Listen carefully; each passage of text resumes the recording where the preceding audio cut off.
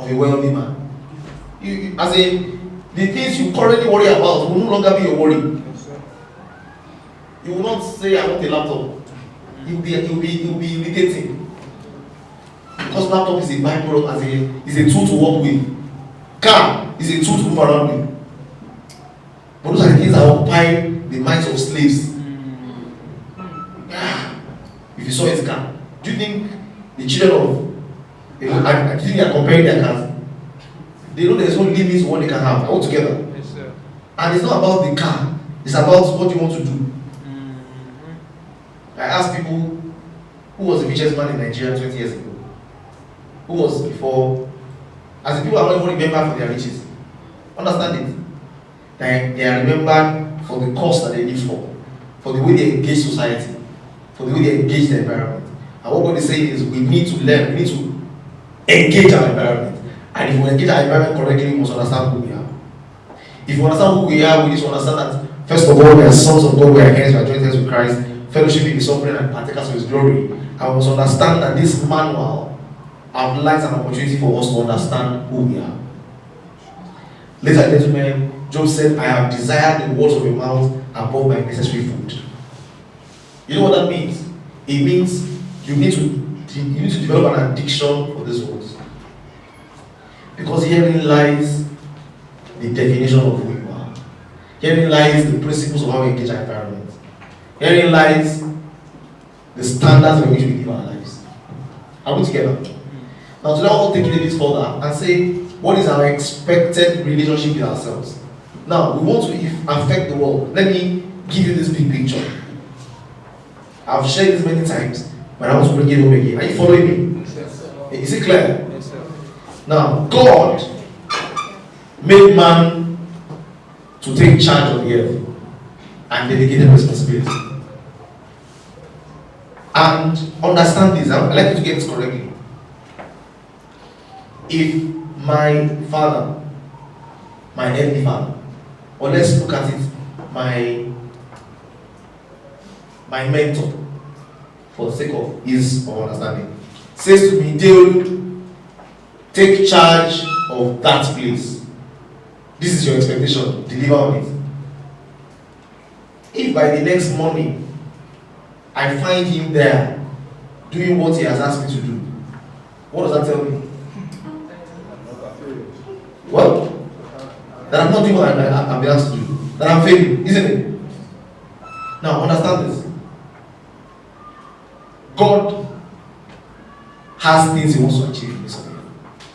He has delegated responsibility and made you a steward of His resources to execute His counsel.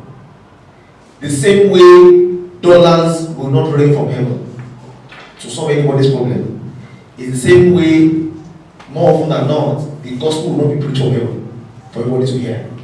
It's the same way God will rarely, it will happen once in a while, but He will rarely influence or alter the course of His principles to get anything done. He expects that if you put a garden in your care to tend, that He will tend the garden. And that He will be demonstrating your incompetence when it comes to this Himself. Now, wherever you, on the day you wake up and see the scripture written on the cloud, and God begins to preach the gospel Himself, it means we have all failed. Are we together? It means we have all failed. Because God expects that you and I are supposed to be executors of His will. We are supposed to be His ambassadors. It does not need to be in this country because we are here. Now, once we understand that clearly, and what's God's purpose in this on the earth? God's purpose is clear. God's will is clear. You need to be confused to confuse it. Are we together? From even Genesis, He makes it clear He wants the nations. In Psalms, completely clear He wants the nations. He will bless the earth so I can get the nations. He wants to be glorified everywhere. He wants people from every tribe, every tongue, and every language to worship Him. He wants people to bow in reverence. He wants to reconcile man to Himself, and that process started from the beginning. He said, let us make man in our image and in our likeness. He intends to do that. Now, if that's God's will, God needs a representation in the midst of the earth to make it happen. Who is that representation? Who? I can't hear you. I can't hear you. I'm not hearing you. I like that. It's not me. It's us. It's not me, it's we. Are we together? Now where we begin to get it wrong is where we begin to look at it as me.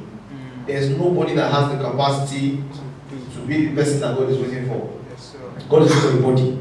A body of a community of believers who are able to come together with his priority as their priority. Unfortunately, we have gotten into a lot of personalization. We are happy to claim the promises for ourselves. And that's why the world doesn't change. Because we are living at less than the highest level of maturity. We are independent, happily independent. God wants us to be able to depend on each other. Are we together?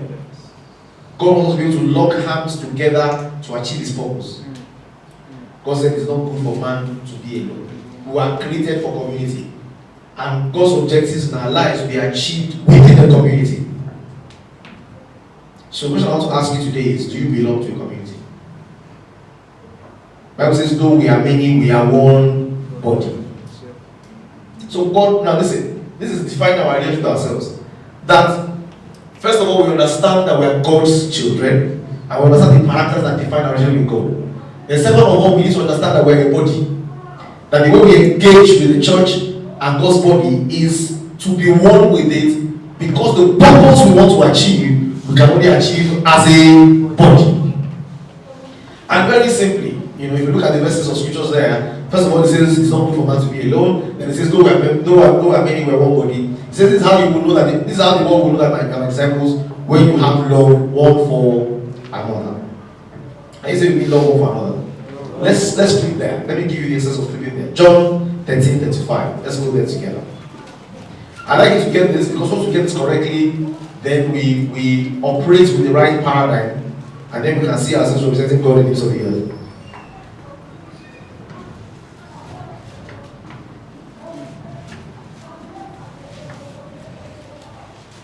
Are we together? Yes, sir.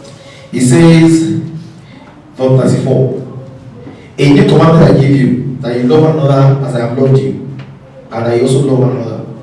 By this, all will know that you are my disciples, if you have love one for another. Now, God expects that in relating to ourselves, we operate ourselves with love. Now, love is something that is increasingly missing in many of our lives, because we are so consumed with the things we have to do, we don't have time for anybody else. Are we together? We wake up very early, we go to work, we work hard, we come back late, there's no space for anybody else. We have been driven into an individualism culture, we are technically isolated from our community, and we're all thinking about what can I get, what's in it for me. Now God wants that to change. God wants us to operate together as a community. If you look at the pattern in the first church, the Bible says anybody was lacking was supplied. They work together like a family that ensure that it's not about me, it's not about what I have, it's not about what I own. Unfortunately, we have a society that is defined exactly the opposite of those principles. Now, how do we begin to work our ways out of that? Is by becoming conscious of the fact that that's how God wants to live. Now, very importantly, we have a mission. One of the things that will bind us together is understanding that there's something God wants us to achieve together. Are we together? God wants us to achieve something together. It is what He wants us to achieve together that binds us. Are we together? Yes, sir. Now, I tell people, when there is a war, an army fights together. Yes, sir. But research has shown that when there is peace, the army fights each other. Are we together? There is quarrel in the camp, there is argument, there is poking, there is beating. When there is peace, when there is nothing to contend for. But the minute you say, we are under attack by Iraq, you will see how we will come together. I'm sure we notice this. Yes, sir. Whenever there's a football match, Yes, sir. that we're all watching together, Yes, sir. we forget our differences. Yes, sir. We all support Nigeria. Are we together? Yeah. We unite. It doesn't matter where we're from. One of the things that unites people together the most is a common mission. Are we together? The fact that we have a common objective that we want to achieve, it binds us together. Now, one of the beautiful things about this is God already defined a mission for us to execute. God's will for us to execute is all over the scriptures. Psalm 67, Matthew 28, 18-13, Acts 1:8, John 17. These are places that show you what is God's intention, what does God want to achieve. And let me simplify it for you.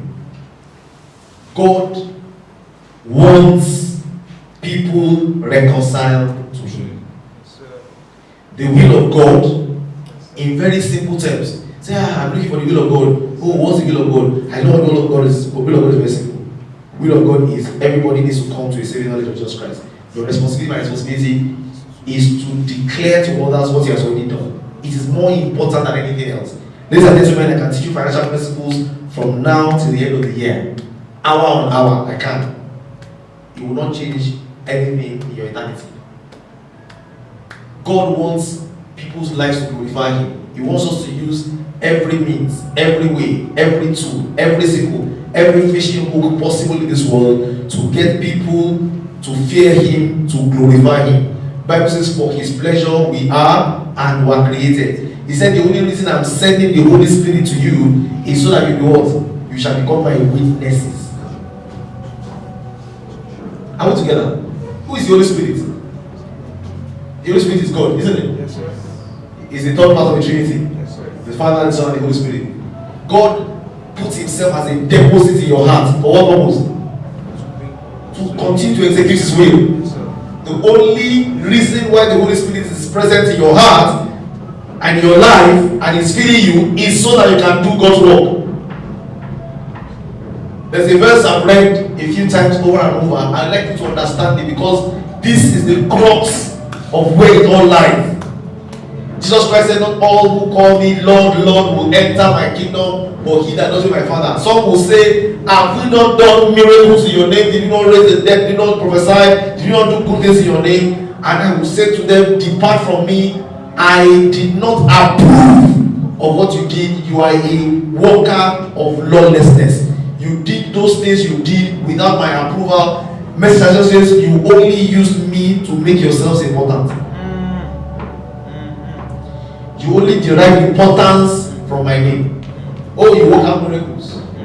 Oh, you did mighty works. But the crux of the